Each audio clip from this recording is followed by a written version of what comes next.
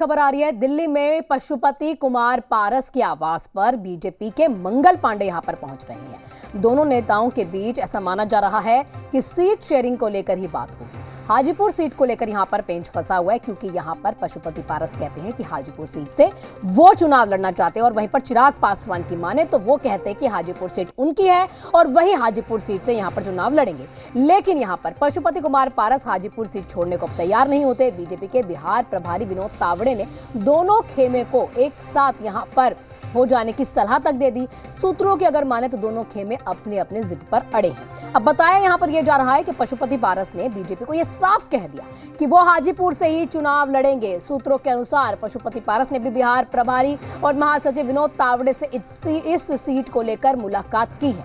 अब दोनों मुलाकातों के दौरान ही पशुपति पारस ने यह साफ कर दिया कि वो हर हाल में हाजीपुर सीट से ही चुनाव लड़ेंगे। अगर सूत्रों की माने तो विनोद तावड़े यहां पर जब बातचीत भी उन्होंने की थी तो पशुपति पारस के सामने प्रस्ताव रखे थे। चिराग पासवान और उनकी पार्टी एक बार फिर से साथ आ जाए, इस तरह के प्रस्ताव रखे गए। लेकिन बताया जा रहा है कि पशुपति पारस ने इस प्रस्ताव को ठुकरा दिया। हमारे सहयोगी रजनीश हमारे साथ जुड़े हुए हैं अधिक जानकारी के साथ। रजनीश जी, देखा जाए तो 40 सीटें 17-17 का भी अगर देख ले, क्योंकि यहाँ पर 16 या 17 से कम बीजेपी नहीं मानेगी, उसके बाद अगर देख ले तो 15 या 17 से कम यहाँ पर जेडीयू नहीं मानेगी। तो 6 सीटों में क्या यहाँ पर किस किस को सीट दी जाएगी? हाजीपुर का पेंच यहाँ पर फंस ही जाएगा क्या?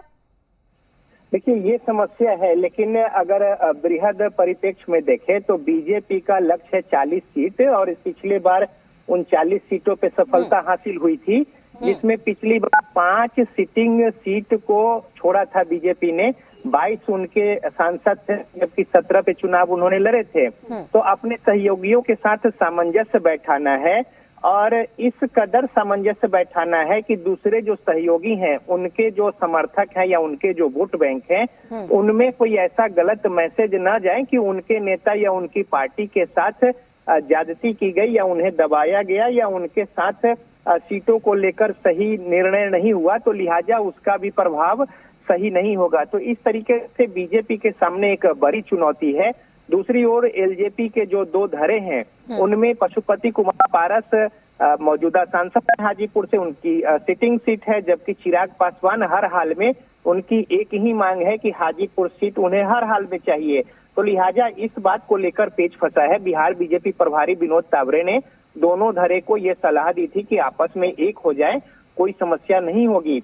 लेकिन अपनी अपनी बातों पे और अपनी अपनी मांगों पे दोनों धड़े अड़े हुए हैं। पशुपति कुमार पारस का स्पष्ट कहना है कि किसी भी हाल में वो हाजीपुर सीट नहीं छोड़ेंगे, और इसको लेकर पहले भी वो सार्वजनिक तौर पे कई बार बयान दे चुके हैं। तो लिहाजा एक तो ये मसला है।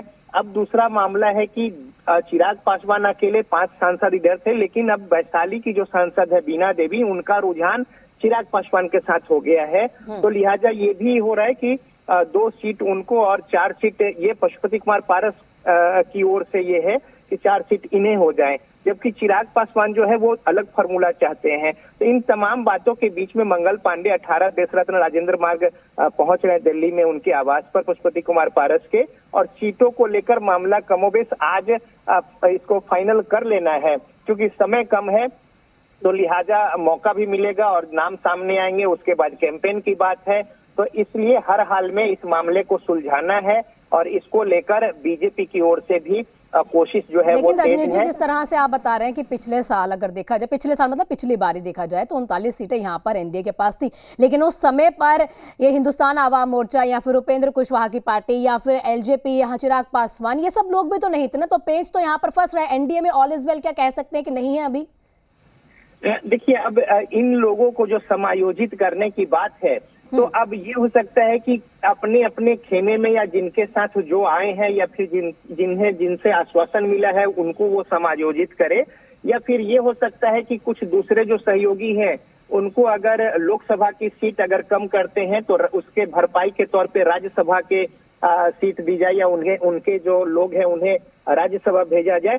तो इस तरीके से एक समायोजन करके आपस में, और एक बढ़िया मैसेज जो है एनडीए के, इस बात को लेकर कोशिश जो है वो चल रही है। हालांकि समस्या है, लेकिन जाहिर तौर पे अंत तक अगर सीट शेयरिंग की बात हो और राजनीतिक दलों में जो गठबंधन होते हैं उसमें घटक दलों के बीच में इस तरीके की खींचतान या फिर प्रेशर पॉलिटिक्स चलते हैं, तो लिहाजा उसको अंतिम रूप देने की कोशिश जो है वो चल रही है और इसी कड़ी में मंगल पांडे पशुपति कुमार पारस से मिल रहे हैं।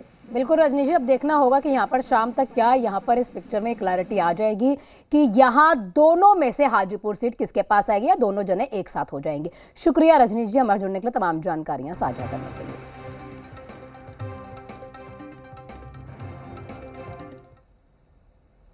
और वहीं पटना में आज वेतन बंद होने के विरोध में स्पेशल पुलिस ऑफिसर